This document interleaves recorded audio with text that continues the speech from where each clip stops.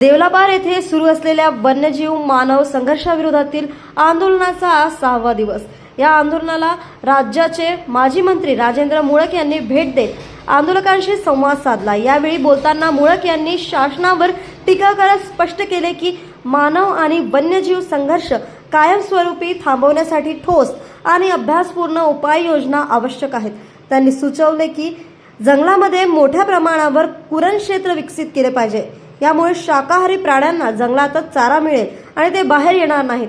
परिणामी त्यांच्यावर अवलंबून असलेले वाघ आणि इतर मांसाहारी प्राणीही मानवी वस्तीत येण्याचे प्रमाण कमी होईल। जंगलात कुरण वाढले तर प्राणी बाहेर येणार नाहीत आणि मानव आणि वन्यजीव संघर्ष आपोआप कमी होईल, असे मुळक यांनी सांगितले। मुळक यांनी पुढे सांगितले की रामटेक तालुक्यात वाढत्या घटनांचा विचार करत असता या संवेदनशील भागात वन विभागाचे स्वतंत्र मुख्यालय स्थापन करणे अत्यंत गरजेचे आहे। सध्या प्रत्येक घटनेची माहिती जिल्हा स्तरावर पाठवावी लागत असल्याने स्थानिक अधिकाऱ्यांवर ताण वाढत असल्याचेही त्यांनी नमूद केले। तसेच जंगलालगत उभारण्यात येणाऱ्या संरक्षण भिंती दर्जेदार असाव्या, केवळ नावापुरत्या नसाव्यात, अशीही त्यांनी स्पष्ट भूमिका मांडली। न्यूज एक्सप्रेस करता रामटेकवरून पंकज चौधरी यांची बातमी।